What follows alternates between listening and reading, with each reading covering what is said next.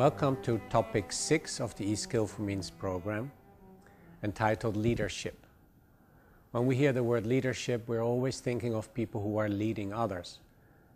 But in Skillful Means, we first start with leadership of yourself, your own life. That doesn't necessarily mean that you're only a leader once you're perfect. But leader is somebody who is interested in taking hold of his or her own life, the value of your life. When you become interested on how to express the value of your life, you're beginning to become a leader. And in that process, you need to become familiar with what you've got, your inner resources, your energy, your mind, your concentration, your vitality, your senses. So once you're interested in that, you're already on the way of becoming a Skillful Means leader. You're leading your inner resources to let your life unfold as it should. But of course, it can be limited to that. If you ask, what is a Skillful Means leader? You probably, the first thing you hear is a selfless leader. But that takes into consideration that you're already on the way of taking hold of your own life, your own mind, your heart, to follow your inner knowing. But in that process, of course, you open yourself up to the world. So a leader, of course, takes into consideration others, other people, the organization that you work for, the environment that you're in.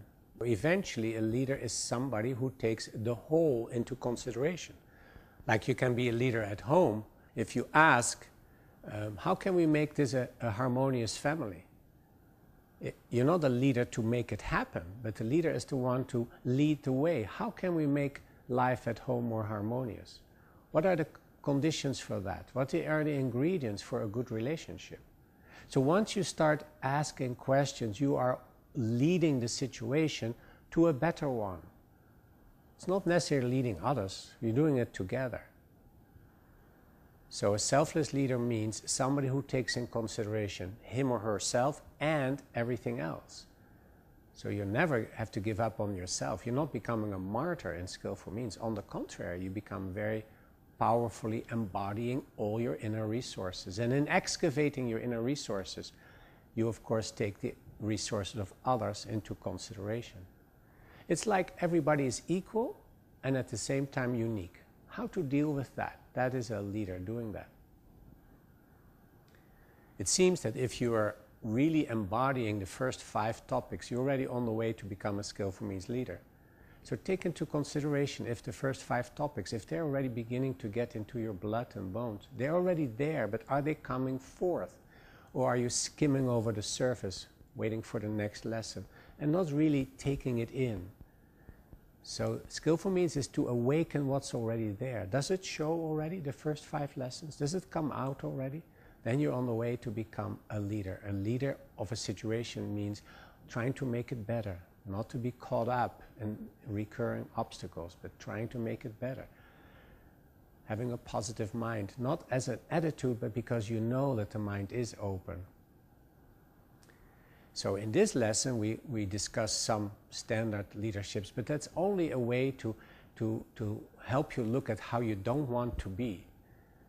So one way to learn becoming a leader is also knowing how you don't want it. So if you see situations around you that are no good, then rather than kicking against them, tell yourself, okay, I really know that's not how I want it to be. If I'm the leader of this organization or of this team, I'm not going to be like that. That's already a good leader. I'm going to be more like, and then you start to delve into your own inner resources, into what you know of how it should be and how it can be. In this lesson, we introduce something that is a help to many people, and that's called pegging. So many people say, how can I balance my private life with my work life? How can I balance my partner, with my kids, with my in-laws, with my parents, with my hobbies, with my skillful means? How can I balance all of that? So usually people do one thing and then they think, well, what's the most urgent? And then they do that. And then what's the most urgent? And they do that. There doesn't seem to be a coherence in that. And the pegging system works as follows. You first decide what are the 3 or 5, or if you dare 10, but I would start with 3. What are the most important things in your life? let's for argument's sake say that is family, work, and skillful means. So imagine the mind is like a circle, and you say 1 is family, 2 is work, and 3 is skillful means. So in your head and in your whole being, there is this 1, 2, and 3. So if you firmly establish them, in the middle of the night, I wake you up and say, now what's number 2? That you instantly say work or family, whatever your order is. So you make your own order. It's the not being in your mind is the problem. It's the chaos that is a problem, the being distracted. But once you settle the 3 most important things in your life, they're stable and they will speak to themselves. You don't have to divide your time so much as you thought, because they're always there. And even if you are at work or even if you are at home, you can think about work or at home because they are in your mind. And because they're in your mind, they will start to speak to you. Once you know how to do that, take 5 or take 10. You know, how many projects do you have? Make a list of, let's say you have 10 projects, 1 project, and then you name them, 2, and you name it. So you need to make names for each project and assign a number to it, and then an order in the clockwise in your mind. Then they are there.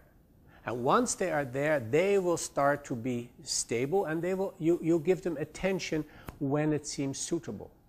What's really beautiful about this practice is first that they become stable in your mind. It is as if you are engaged in all of them at the same time, although you're focused on one specifically. But what's beautiful about this, once they're stable in your mind, because our minds are connected to time, the rhythms of time, the cycles of time, that whole dynamic of time starts to interact with your 5 or 10 things. So the rhythms of time and your 5 things, they start to interact with each other, and you find yourself to be at the right time in the right place, because time informs these 5. It's a little bit naive to say it like that, but because of the interaction, you find yourself at the right time, at the right place. You find yourself calling somebody who says, oh, I was waiting for somebody to help me, or oh, I just thought that I was just planning to call you.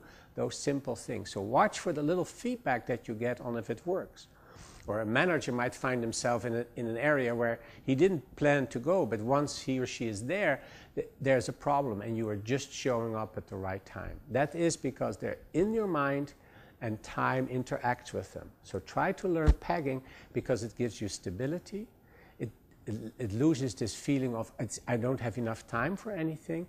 You can do more than one thing at a time, because even if they're in your mind, you are in contact with it. And there's very beautiful experiences that come from them that will reinforce you that you can have more in your mind. You can have 3, 4 circles in your mind. You can have a family, work, and skillful means. You can have 10 projects at work. You can have something else, 5. And this way, it's not a planning of your life, but it's everything in your life that is important will come to the surface, and they will do justice to you, and you will do justice to them. If you have difficulties with this, or if you want to share your experiences, please contact us. We're happy to help you. Good luck with your new leadership.